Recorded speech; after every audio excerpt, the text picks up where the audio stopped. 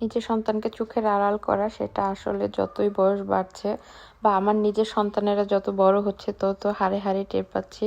জানি না আমাদের বাবা মায়েরা, আমরা যারা প্রবাসে আছি তারা কতটা কষ্ট করে, কতটা স্যাক্রিফাইস করে আমাদেরকে ছেড়ে এরকম দিনের পর দিন, বছরের পর বছর আছে। আসলে এই জিনিসটা আমাকে অনেক বেশি কষ্ট দেয়।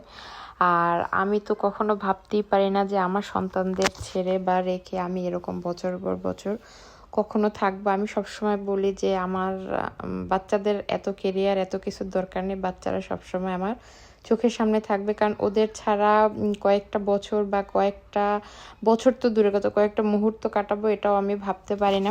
যাই হোক, এত কথা বলার কারণ হচ্ছে এই যে আমার তাহান হচ্ছে যাচ্ছে স্কুল থেকে পিকনিকে। ওরা সারাদিনের জন্য স্কুল থেকে পিকনিকে যাবে আর ও একাই যাচ্ছে। এবার আর আমরা কেউ যাচ্ছি না। আর ওদেরকে অনেক দূরে নিয়ে যাচ্ছে, বাসে করে নিয়ে যাবে। আর ওরা এত বেশি মানে সেলফ ডিপেন্ডেন্ট, এই যে ব্যাগগুলো কি সুন্দর সুন্দর করে রাখলো। আর এই যে গাড়িতে উঠেও আমার বাবাটা আমার দিকে তাকিয়েছিল, আমার মনটা অনেক বেশি খারাপ ছিল। বাচ্চারা বন্ধু বান্ধব পেলে তাদের সাথে সময় কাটায়, কিন্তু সে আমার দুটো সন্তানই মাশাল্লাহ মানে আমাদের সাথেই খুব বেশি অ্যাটাচমেন্টে থাকে। আল্লাহ আল্লাহ করে বড় হয়ে এরকম থাকলেই হইলো। আর এই তো যাচ্ছে ওরা।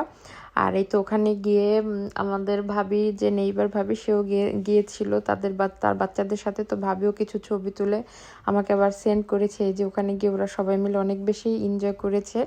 ওরা হচ্ছে একটা সি বিচে গিয়েছিল, আর ওখানে অনেক বেশি গরম ছিল। সব বাচ্চারা সুইমিং করেছে, টিচাররা সুইমিং করেছে, অনেক বেশি এনজয় করেছে। আবার সাথে করে ওদেরকে খাবারও দিয়েছিলাম, কিন্তু আমার তাহানটা কোনো কিছুই সে খায় নাই। সে আমার হাত ছাড়া কিছুই খেতে চায় না। যাই হোক, দেখতে দেখতে এই যে চলে এসেছে আমার বাবাটা। আর আমি অনেক আগে গিয়েই বসেছিলাম, প্রায় 1 ঘন্টা ধরে বসে বসে ওয়েট করছিলাম যে কখন আসবে। সারাটা দিন ছেলেটাকে দেখিনি। ওকে একটু চোখের আড়াল করলেই অনেক বেশি খারাপ লাগে। এটা মনে হয় সব মায়েদের ক্ষেত্রেই সেম। আর এই তো আমরা সবাই ওয়েট করছিলাম যে ওরা নামবে এখন বাস থেকে একজন একজন করে। আর এই তো সবাই নামছে। ওই দিন অনেক বেশি গরম ছিল, আর ছেলেটা আমার সারাদিন কিছু খায়ও নেই। যাই হোক, সব মিলিয়েই মানে খুব বেশি একটা টেনশনে ছিলাম। যদিও ওরা অনেক বেশি কেয়ার করে এখানে টিচারগুলো, তারপরও মায়ের মন আসলে কোনো কিছুতেই শান্তি হয় না। আর এই তো আমার আব্বাজান চলে আসছে।